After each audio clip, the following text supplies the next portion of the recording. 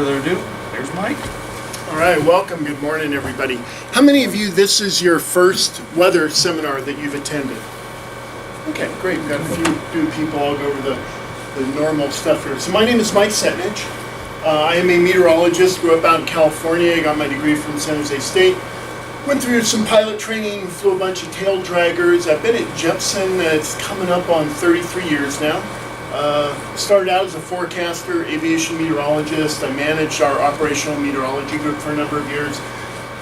If you're in weather, you usually do programming, so I did a bunch of that, product manager, and the bottom one is the reason I'm here. I'm simply enthusiastic about weather. I love to share my experiences and hopefully educate, especially you folks who are up there flying in the atmosphere, of how you can operate more safely. So the bottom line there, I got fortunate enough to spend 3 weeks down in Antarctica. It's down in McMurdo, so that's a picture looking over McMurdo Base down in Antarctica, studying weather and flight operations back in 2005. A couple of icebreakers back there were making the way for a supply ship, comes in every year, dumps the supplies for the poor souls that have to winter over in Antarctica.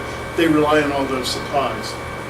The best description I had was from a bartender down there who said McMurdo is basically a great little drinking town with a bit of a science problem.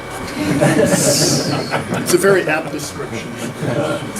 So today, hopefully understanding aviation weather better, we're going to go over kind of aviation fundamentals. So hopefully very low key here. If you have a question on something you see, please raise your hand. Let's discuss it, talk about it. I don't want to be the only one up here talking the entire time. So for our agenda, we're going to talk about aviation weather fundamentals, kind of the basics of aviation weather, the atmosphere, that kind of stuff. We're going to take an in-depth look at icing. So this time of year, very pertinent across a large portion of the country. And then we're going to do a sample flight scenario. I always like to end with a flight scenario. So we go on a sample trip and we look at all the weather along that trip, and you get to hopefully understand what we're looking at and make some decisions of whether it's safe to go, where would you go, would you change your routing, your altitude, etc. We have a couple of breaks in between, and a lot of the information that you're going to see here is taken out of the Jepson Aviation Weather book, so a lot of the graphics that you see here out of that book, and it's done by Peter Lester. Peter was actually my professor at San Jose State, so it's kind of a fun connection to be able to teach from his books, which I did a lot of that while I was in college. So if you have questions asked, if you have cell phones, if you could put them on silent, that would be greatly appreciated. We have 2 breaks, and I'm going to put up a trivia question, so you have a chance to answer the question, and I'll pick a winner and win an aviation weather book, and also we'll have some fun while we're learning here. So part of the reason we're here learning is that weather still plays a key role in a lot of aviation accidents. So these are statistics from the NTSB from 2007 to 2009. You look at the number of accidents in the red are the fatal accidents. And notice winds cause most of the aviation-related accidents that have weather as a causal factor. But when we get into things like reduced visibility and low ceilings, you notice the fatality rate gets much higher. And that's really our VFR-type pilots who are flying into IMC-type conditions. So that's the goal is to try to know where those areas are and stay out of them if you don't belong in them. So we also look at, again, these are just general aviation accidents from 2006 NTSB statistics. You can see some of the statistics here. So really it's 50% of all the fatal accidents involve low ceilings, reduced visibility, and clouds. Again, it's those VFR pilots flying into IMC conditions. If we look specifically at Colorado, you'll notice a trend in where the fatal accidents occur. Where are they? Yeah, they're all where we have terrain. You go out on the eastern plains, not very many fatal accidents. You get into the mountains where things happen much more quickly. You don't have as many options for altitude, etc. The weather gets worse, winds are worse, mountain wave, all that stuff. That's where a lot of the incidents occur. So, let's start out with the basics of weather, and we talk about what is the basis for our weather, and it's really, here's our planet revolving around the sun. The sun is really the influence for all of our weather. Creates the atmosphere. We notice the tilt of the earth here, that causes our seasons. And when I learned in school, that tilt was a constant factor. So what I've learned since then is, well, the earth doesn't actually stay at a constant tilt, it kind of varies. And that causes some of our larger climatic changes over hundreds of thousands to millions of years. But as the sun goes around, we get closer to the Earth, it gets warmer in one hemisphere, colder, etc. Our seasons are created. When we look at our atmosphere, that really goes from the surface of the Earth, and it can go up very high, but generally all of our weather is contained in this lowest level of the atmosphere we call the troposphere.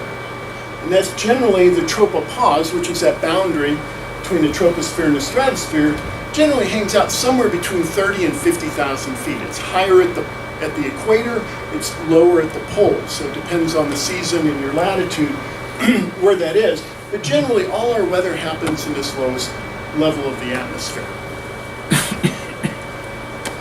And then we have something we call the standard atmosphere. It is a theoretical look at our atmosphere. It's not at all what the atmosphere looks like on a day-to-day basis, but the standard atmosphere was devised to say, hey, in the general average sense, our sea level temperature is 15 degrees Celsius, about 60 degrees Fahrenheit. It decreases at a rate of 2 degrees Celsius per 1,000 feet. That's the standard atmosphere collapse rate of temperature change with altitude. It decreases until we get up to the tropopause, and then it remains constant above that. On any given day, the atmosphere looks very different than this. But this is an average look. We call it the standard atmosphere. And so we base a lot of our, when you're flying, especially at higher altitudes, you use something called ISA, International Standard Atmosphere. And if your temperatures are warmer than this standard atmosphere, we call it ISA plus whatever number of degrees, or ISA negative. So a lot of pilots that fly, when you're flying in ISA like plus 10, the performance of the aircraft is not nearly as good because you're in warmer than average temperatures. So our atmosphere is compressible. What does that mean? It means it has mass. And because we have gravity pulling down, the atmosphere is compressible. So half of the atmosphere is at about 18,000 feet. The other half, going up to say, let's say 50 to 60,000 feet, is above that, and the other half of the atmosphere is at below 18,000 feet. So when you're flying around, most of the time you're flying in this much more compressed portion of the atmosphere. It's more dense. So we also have the general circulation model of the globe. So in general, at the surface, we tend to have easterly winds in the equatorial region, called the tropical regions.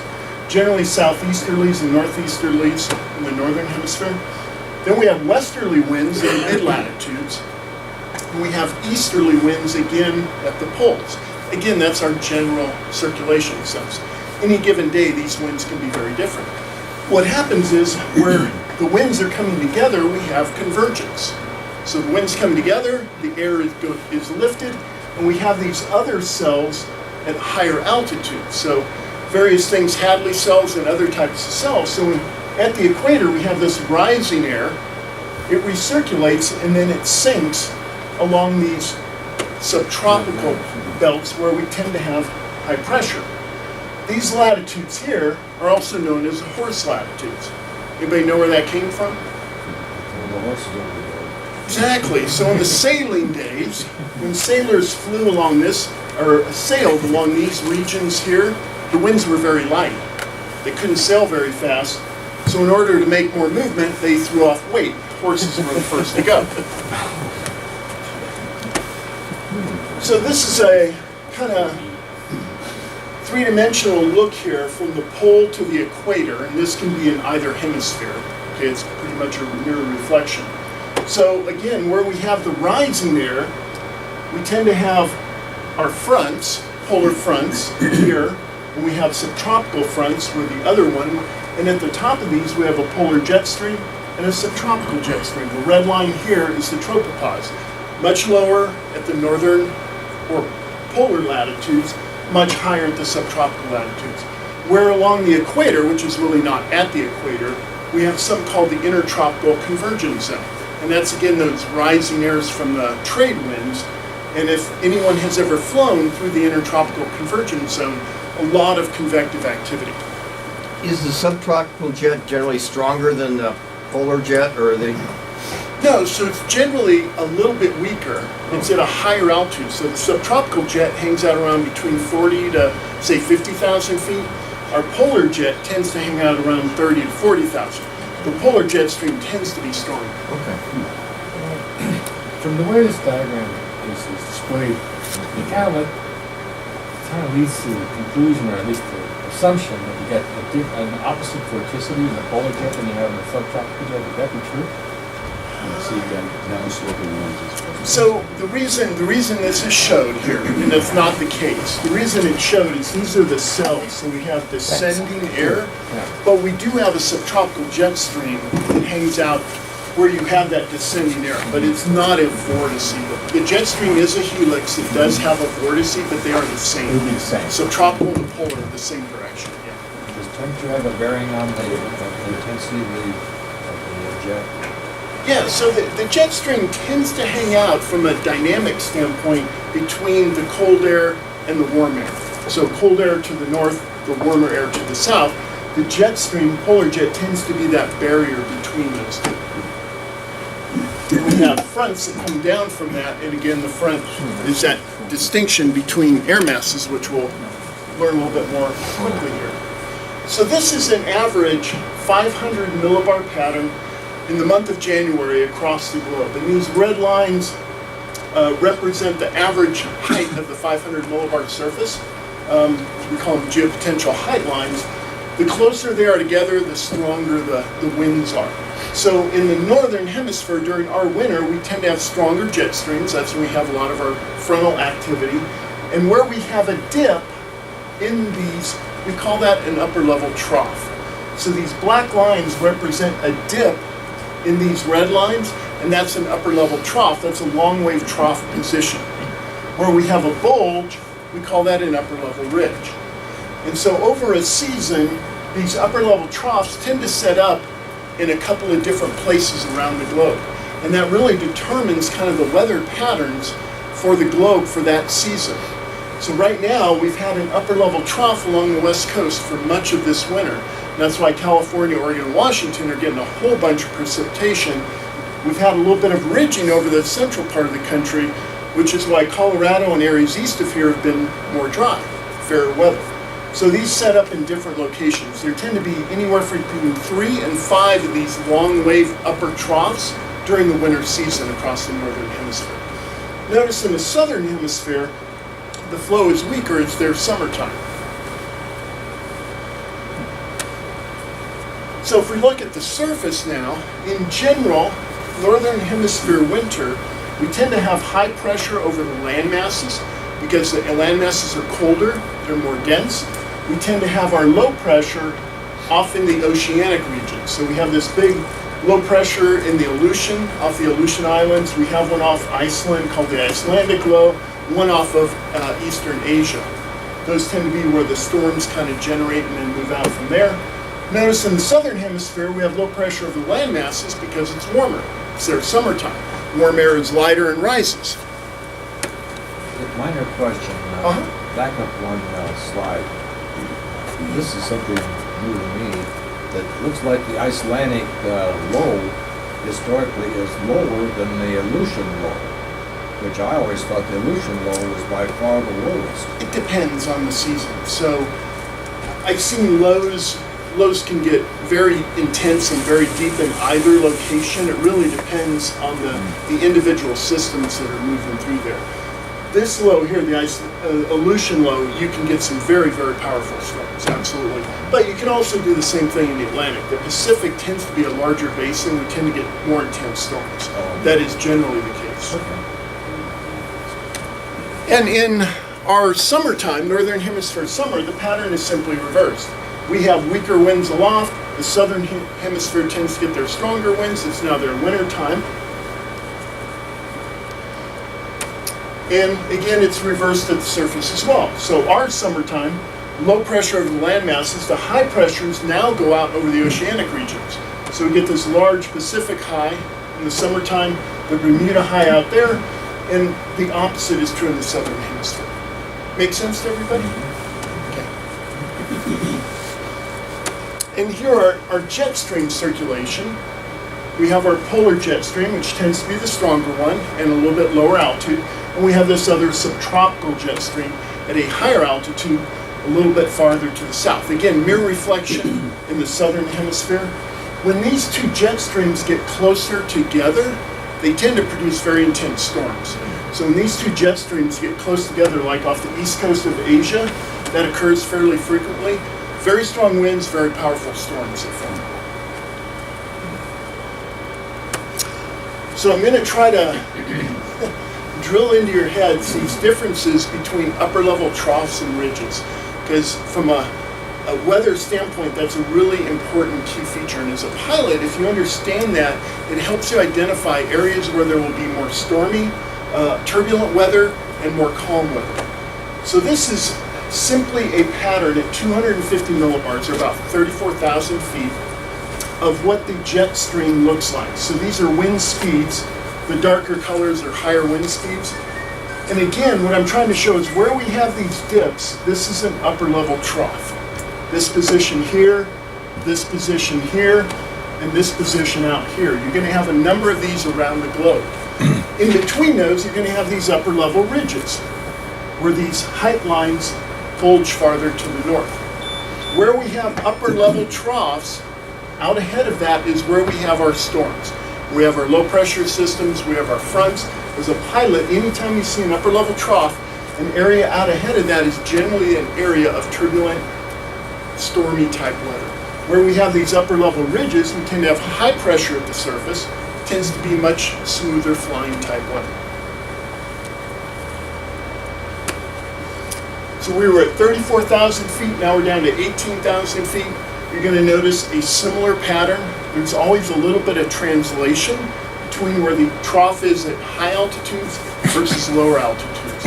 It tends to shift to the east, so that the trough aloft is back here. Trough at 18,000 feet is a little further progressed following the direction of the wind, if that makes sense. And then finally we get down to the surface, and now we're showing isobars, sea level pressure, as well as temperature. So the purple is really cold air at the surface, warmer air down here. And what I'm again trying to show is where we have these upper level troughs, we tend to have colder temperatures at the surface. So again, that brings that cold air down to the surface where the upper level troughs. Where we have the ridges, we tend to have warmer air at the surface. So hopefully I've impressed upon you that the atmosphere is indeed three-dimensional. Ridge aloft is usually high pressure at the surface, trough aloft, low pressure. The exception is hurricanes. They're different. They're a thermally driven system. And there's that offset of where the upper level trough is and where the surface patterns are down at the surface. We'll look more about how that occurs. So this is a developing, think of this as an upper level trough in the upper atmosphere, and out ahead of it, to the east, or downwind, downstream if you will, is where low is going to be at the surface. So if the trough position is here, out ahead of that at the surface is where all your precipitation and your fronts are going to be. In general, how many miles is are you referring It depends. Usually a few hundred to? Yeah. from that position. Will you get into the difference between shortwave and longwave troughs and the impact on flying weather? Yeah, so I can talk briefly about that since we're on that topic. So when we showed that January pattern, those black lines, those are what we call long wave trough positions. That's where that upper level trough tends to hang out for long periods of time. Short wave troughs can move through that long wave position and into a ridge position. The short wave upper troughs are what are associated with our surface systems. They move along through the pattern. But the long wave pattern stays anchored where it is. If you think of that, the transitory, short wave troughs are transitory, long wave troughs are resident. And define what you're using in terms of short, meaning short versus long in terms of what? It's really the transitory nature. So it's measured in time. Yes. Gotcha. Yep. And you can tell when you look at the patterns I'll show you. Now, what we looked at before was this offset in a developing system. In weather, there's always exceptions, so I can always get away with something saying, well, that was an exception. In a mature cyclone, so a very developed, mature cyclone, we sometimes call a system, we call it vertically stacked. And what that means is the upper level trough is in the same position as the low at the surface. So once a system becomes very mature, it's become occluded, and the upper level low is either cut off or it's just moving slowly, these systems become vertically stacked. And so generally they're offset, but in some cases they are aligned. Does that make it more intense? Well, it's reached its mature stage, so yeah, this is a more intense surface system than the one we saw earlier. So Mike, the three terms used occasionally, we'll talk about a cutoff low, a closed low aloft, or upper level support.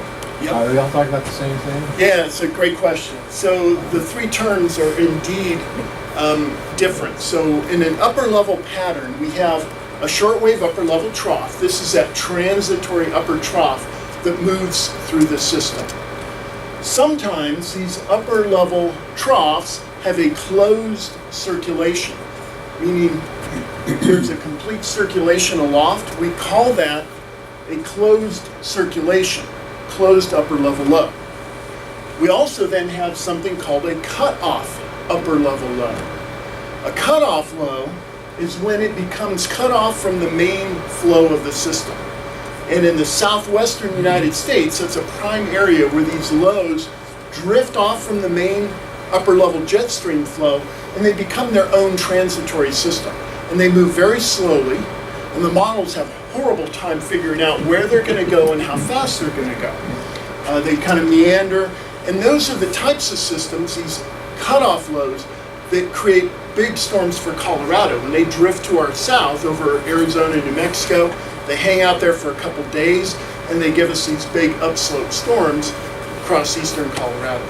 So there's really kind of three distinctions, if you will. But could you have an upper level, sorry, just very quickly, could you have an upper level low, the type you just described, cut off, low. kind of meandering around, but with no lower level result?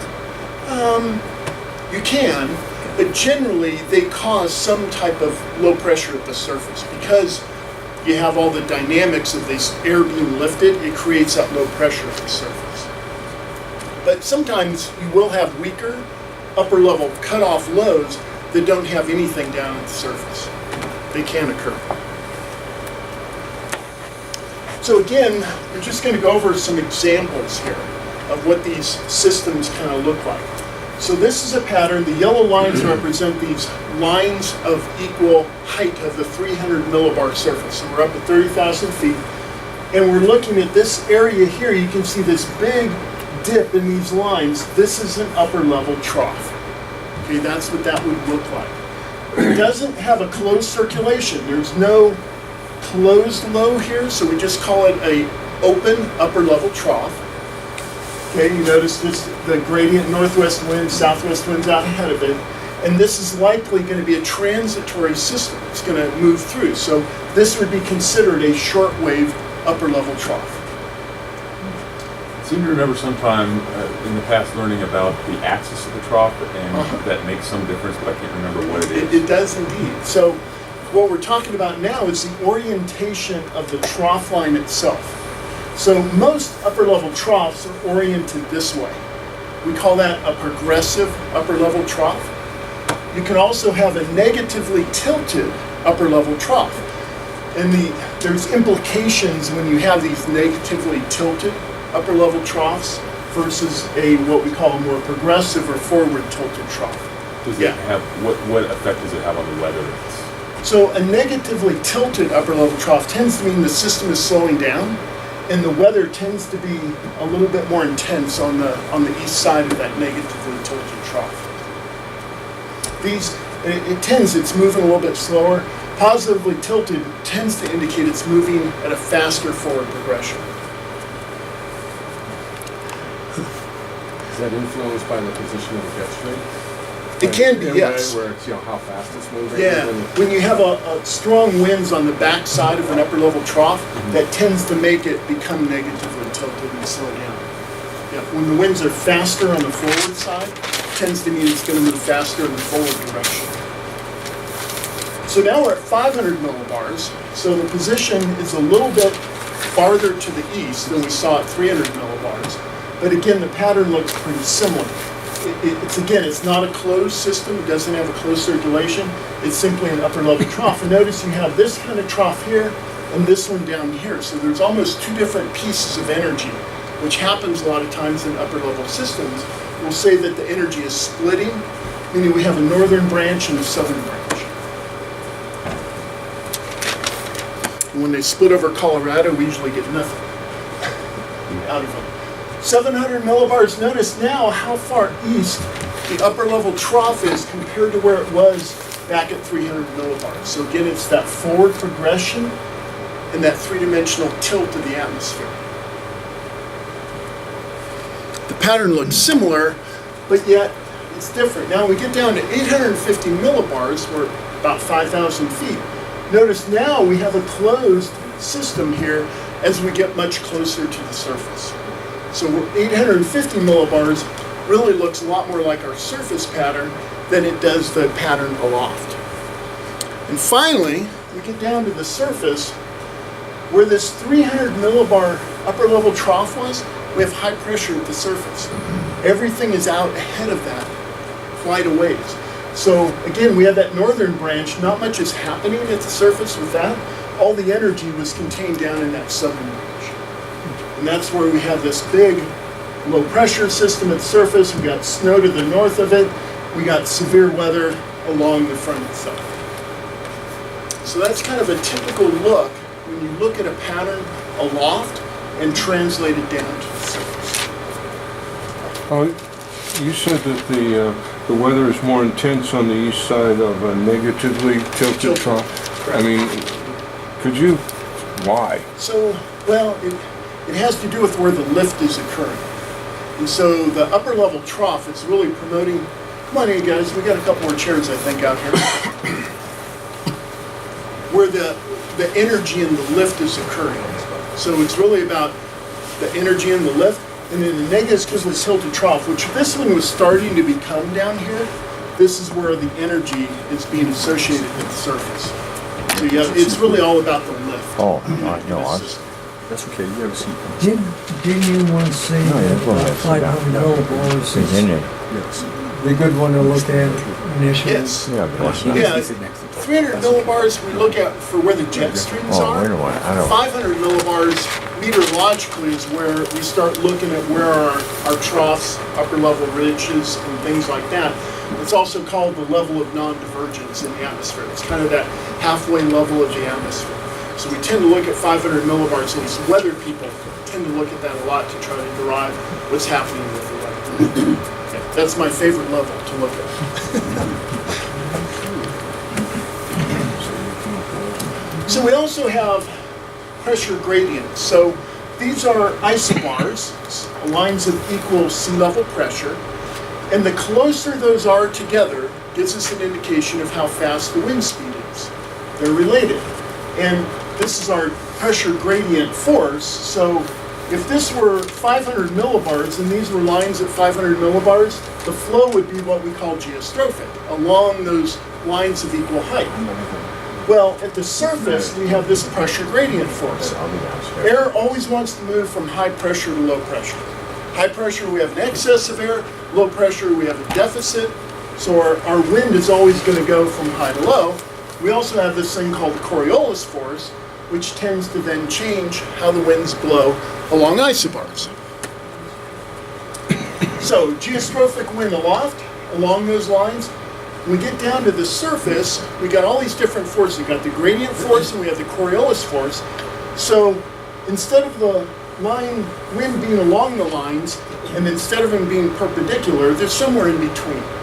So the wind blows from high to low, and they're usually at about a 20 to 30 degree angle from the isobars, as a general rule. Everything can always be different, there can be exceptions, but that's our general rule, about 20 to 30 degree angle.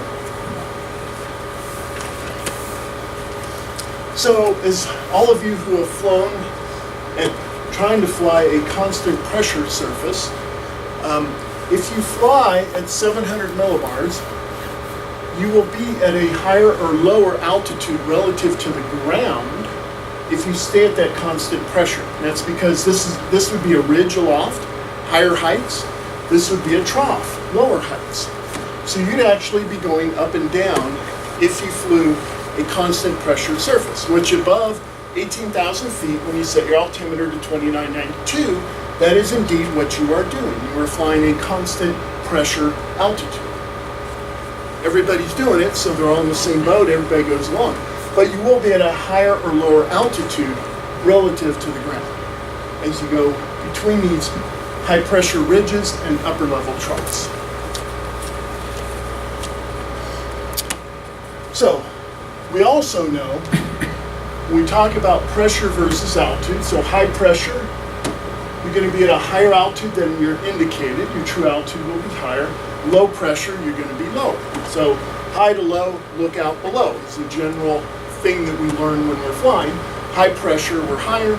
Low pressure, we're lower. And temperature plays into this as well. Similar concept. If we're in warmer temperatures, our aircraft is going to be at a higher altitude, whereas in colder temperatures, we're going to be at a lower altitude. All makes sense, right? We've all kind of learned that in our ground school. So when we talk about fronts and air masses at the surface, this again at the surface. So this air mass is a large body of air, consists of homogeneous properties, temperature, humidity, pressure, stability, etc. We have source regions where these air masses like to hang out, and we classify them according to this classification. So we have Arctic air masses, continental polar, so over land. We have maritime polar out over the ocean, tropical as well, maritime and continental tropical air masses. These air masses can modify as they move from one region to another. So we know when we have Arctic kind of air outbreaks, it's this Arctic air that's originated up in Canada usually, and it comes down over the United States. It's not quite as cold as it was in Canada, but it's still pretty cold. So fronts are simply the discontinuity between two different air masses. Okay, very basic. Cold front, cold air mass is replacing a warm air mass. A warm front, warm air replacing cold air. Stationary is simply a boundary between cold and warm air. An occluded front is when a cold front overtakes a warm front. You get that occlusion. A front is also what we call a baroclinic zone, and that means there's sharp gradients, pressure, temperature, moisture, wind direction, and wind speed. So when we fly through a front, we're flying through all these sharp gradients, which is why you can have turbulence, you can have wind shear, all sorts of stuff when you fly through a front. So these are basic air mass source regions: Arctic, maritime, continental, polar, tropical, continental, maritime, tropical air. And this is our polar front model over on the right-hand side. Developed by the Norwegians back in the early 1900s, it's these fronts separate our air masses.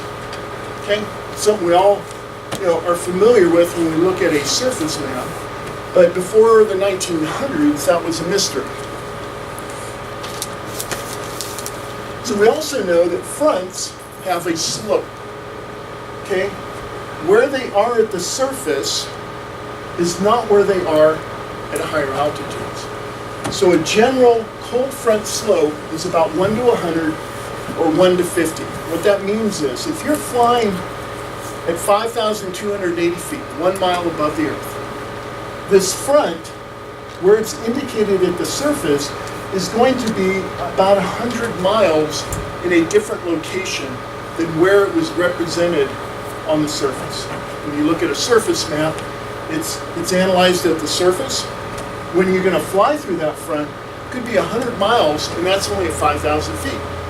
For every mile you go up, another 100 miles. Okay, and so if this front's traveling from west to east, you're going to be much farther to the west when you intersect that front.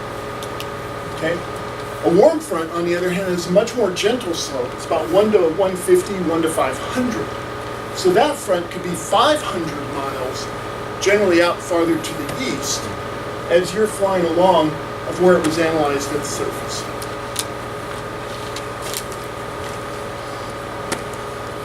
We also know because of the steeper slope of a cold front, we tend to have more convective type clouds, or vertically developed cumulus type clouds that develop along the front. Whereas a warm front, we tend to have more stratified clouds. Okay, much more layered and stratified type clouds. And you're going to fly through those clouds for a much longer distance than when you fly through a cold front. Cold front, you're going to have a narrow band of clouds you fly through. A warm front, you're going to have a much longer duration. So we also characterize our clouds by their vertical extent and their altitude. So cumuliform just have more vertical extent, means they have more vertical motions associated with them. As a pilot, that means you're going to get more bumps when you fly through those. We got our cumulus, cumulonimbus, altocumulus. And then our stratiform clouds are much more layered. Limited vertical extent, but they extend for longer horizontal distances. That's our stratus, nimbostratus, altostratus, cirrostratus. Then we do low, mid, and high clouds. This is relative to above ground level. So our low clouds tend to be bases below 6,500 feet, AGL. Our mid-level clouds tend to be bases between 6,500 and 20,000. And then our high clouds tend to be above 20,000 AGL.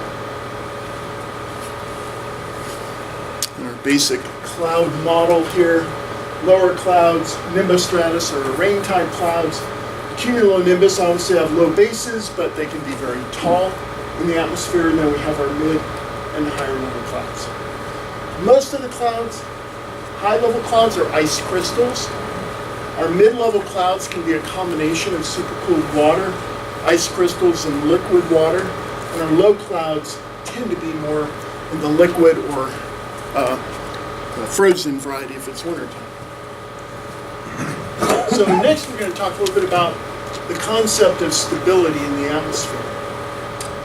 So if we have an air parcel at some given altitude, and that air parcel gets lifted, remember from our standard atmosphere we have colder temperatures at higher altitudes. As that air parcel is lifted, it's going to expand and it's going to cool. If that air parcel sinks, it's going to compress and get warmer. So when we have air at the Rocky Mountain ridgetop level and it descends in our downslope winds, that's why it's much warmer here when we have these downslope winds. That air is actually being warmed by compression. When you have lift along a front of something like that, the air parcel is lifted, it's going to cool and condense usually. So that brings us into stability. So atmospheric stability is determined by the rate of temperature change in the atmosphere. That's what we call our lapse rate. In a stable atmosphere, the lapse rate tends to be less than 3 degrees C per 1,000 feet. That's our dry adiabatic lapse rate, 3 degrees C. Instead of the international standard atmosphere, where we have a 2 degrees C per 1,000 feet lapse rate. This is our dry adiabatic lapse rate. In a stable atmosphere, we tend to have sinking air, smooth to fly in, tend to have stratiform clouds. In an unstable atmosphere where the lapse rate is greater than this dry adiabatic lapse rate, we tend to have cumulus clouds, rising air, and a lot more turbulence. So what does that look like in the atmosphere? So this thick red line indicates the rate of temperature change in the atmosphere. So if we send up a weather balloon and we're tracing temperature as we go up, this would be our trace of temperature. So we notice in the bottom level, this dashed line is our dry adiabatic lapse rate. That's at 3 degrees C per 1,000 feet. We have an unstable layer because our lapse rate temperature is decreasing more than 3 degrees C. We have a neutral layer where it's equal to that. And in reality, if you have this type of layer in the atmosphere, it's really not neutral. It's much more unstable. It acts like an unstable air mass. What is it called when temperature increases with height? An inversion, right. That tends to be a very stable layer of the atmosphere. Okay? It also tends to put a cap. So any air that's being lifted down here it would hit this inversion and it would stop. It's hard for air to go through that stable of a layer. So that puts a cap on things, and it tends to keep all the particulate matter below that level, doesn't allow it to escape. And then we have this just stable layer where the temperature is decreasing less than the dry adiabatic oxide. Just quickly, earlier when you said the international standard is 2 degrees per 1,000 feet. Correct. And the dry is 3. Correct. Is the 2 just kind of an average across the globe? Yeah, they just came up with an average because the real atmosphere really looks like this on any given day. So if you take this average, it averages out to around 2 degrees C per 1,000. So could you then say anytime the lapse rate, if you're climbing and you're looking at your OET and the temperature is changing more than 2 degrees per 1,000 feet, you can then say it's unstable? No. So the international standard atmosphere, that's just the standard lapse rate in the atmosphere. Stability is determined by these values, the dry adiabatic lapse rate. So it's got to be, in reality, that 3 degrees C per 1,000 is really in that unstable category. But if it's less than 3 degrees C per 1,000, you tend to be in a more stable stability standpoint. Yeah, I think the point that most people get confused about here, because it can be pretty confusing, Right. is that when we're talking about a temperature lapse rate, this is what we're normally going to see because of the altitude change. Right. But when we're talking about a adiabatic lapse rate, we're talking about the cooling that's created because of the expansion of the air that's being lifted. And that's different because now we're talking about some phenomenon is lifting the air and it's cooling at this adiabatic rate. As long as the outside temperature is within a normal range, it's going to be a stable environment. But if it's not, we're going to get instant stability. Correct. Yeah. Good clarification. What's the Everybody wet understand? adiabatic lapse rate? What's that? The dry is 3 degrees. What's Yes. the wet? The wet Lapse rate. adiabatic, moist, we call moist adiabatic lapse rate, and this is a good distinction, is around a little over 2 degrees C per 1,000. It's much closer to the standard atmosphere lapse rate. So if we have a saturated layer in the atmosphere, then our stability is determined by the moist adiabatic lapse rate and not the dry adiabatic lapse rate. Yep. Most of the times we don't have large saturated layers, which is why we tend to look more at the dry adiabatic lapse rate. But if you do have a saturated atmosphere or layer, then stability is determined by the moist adiabatic lapse rate. Correct. Not to confuse you anymore or anything. Yeah, and this is a tough concept, guy. I mean, I've been doing this for 35 years, so stability is second nature. But when you first learn about this, it is a very difficult concept to get your head around. But it is really important, especially when we get into thunderstorm season out here in Colorado. This stability concept of the atmosphere makes a really big difference in how thunderstorms develop out here, and severe thunderstorms for that matter. So this is kind of what George was talking about here. If we have basically this parcel of air and we're lifting it, it's going to cool at this dry adiabatic lapse rate. Okay, that's how the atmosphere, the physics of the atmosphere work. If our actual temperature is decreasing faster than that, when this parcel gets up here, it's warmer than the surrounding air environment. It's now warmer, which means it's going to continue to go upward. Okay, that's what stability really is all about. Is as we lift this parcel and it's warmer than the surrounding air, it's going to continue to go up. And that's what happens in a developing cumulus cloud.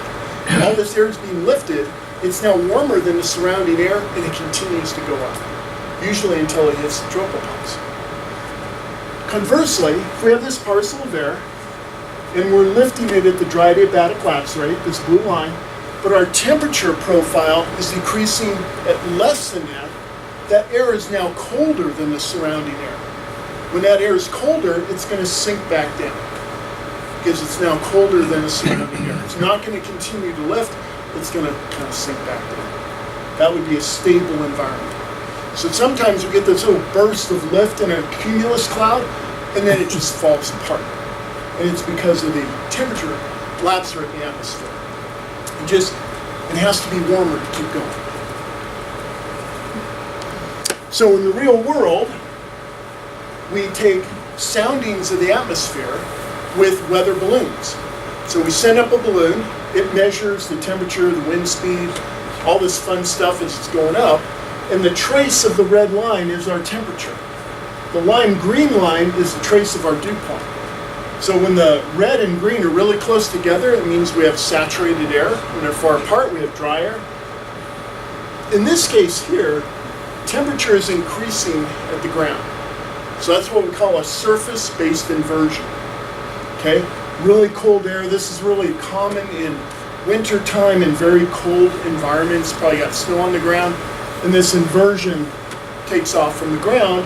And then we have a more normal-looking trace. The tropopause being right about here. Okay, our temperature decreases, and then all of a sudden, it's about the same temperature. So the tropopause in a sounding is pretty easy to find. In this case here, this would indicate a really stable environment. Okay, no air is really going to do much going off from the ground. Balloon pilots love this type of sound. Okay, really, their balloon goes up, and it goes up at a very constant rate. So a more neutral-looking sounding, again, temperature and dew point are really close together. So again, you got a pretty saturated atmosphere here, but the temperature is not decreasing. These red lines are dry adiabatic wax rate. These green lines here are moist adiabatic wax rate. So that, again, the temperature is decreasing actually a little bit slower than the moist adiabatic wax rate. So it's not a very unstable kind of situation, but you're probably getting rainfall out of this environment because you have this cloud deck and saturated air. But from a stability standpoint, our lifted index is a number when it's below zero. We have an unstable atmosphere. When it's positive, we have a stable atmosphere. So this is still a more stable type situation. So one quick question. Where the green and red, why doesn't it make sense to, and I'm trying to understand this, that if the green moved to the right of the red line, that would to me indicate rain. Close or to the left would indicate clouds or fog. Yeah, so the dew point will never be higher than the temperature. It'll always be either at the same temperature or a little bit less. And then it condenses and starts to rain. Correct. Whenever that green and red line are within about 2 degrees Celsius, you tend to have clouds. You have a saturated atmosphere.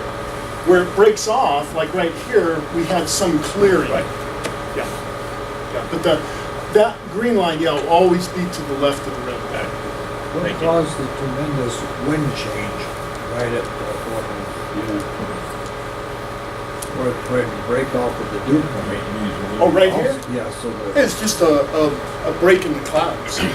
For whatever tremendous reason. change, the increase in wind speed, then it's low below and lower. Yeah, so you notice you got 40 to, and you got 55 knots, and all of a sudden it gets stronger, so you're getting closer to the jet stream, is what's happening. You know, here's the tropopause up here. So you're just getting closer to the jet stream. At that point at 400 millimeters, yeah, that could be a layer. Can you see that on the satellite? It would be hard to see because back above here, it looks like you have another cloud deck. Okay. So yeah, looking down from the satellite, it'd probably be really hard to pick that up. And just so you guys know, I mean, we're taking this as actual. It could have been some little blip in the reading, and it really could have been saturated all the way through there. We're trusting that the instrumentation was correct in reading the temperature and dew point appropriately.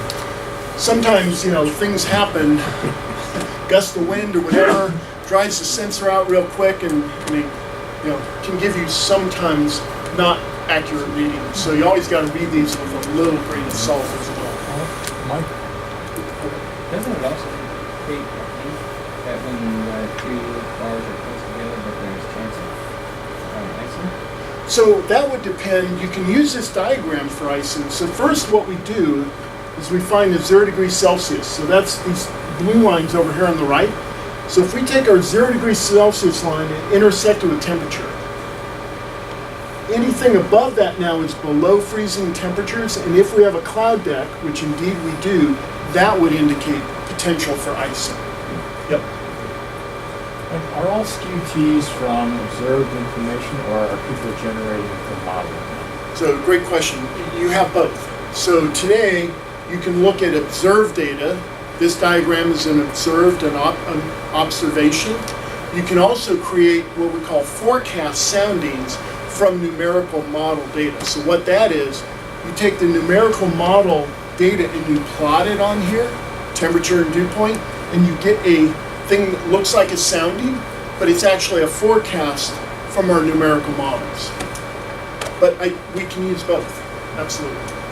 These are only good when the data is taken. A forecast is giving you a look in the future. How quickly does the data get pulled off the sounding? Is it almost Generally, immediate? they're available within 40 to 60 minutes after.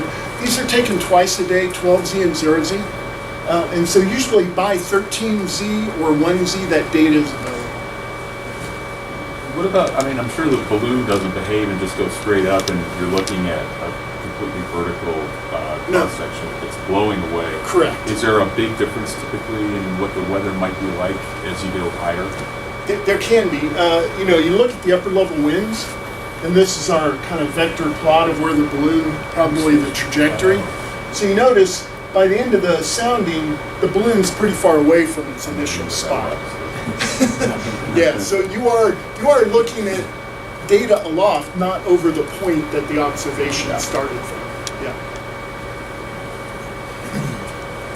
But generally, we tend to think the data is good within a couple hundred miles of that point, typically, unless you have a synoptic change, like a cold front moving through, that's going to change what the air mass is, real close to that observation. Yeah. Generally, though, speaking, it's good within about 100 or so miles. And so this would be a more unstable sounding. We look at our lifted index of -10. That's getting way, way down there in the unstable category. As a storm chaser, this would be a great day to go to chase tornadoes.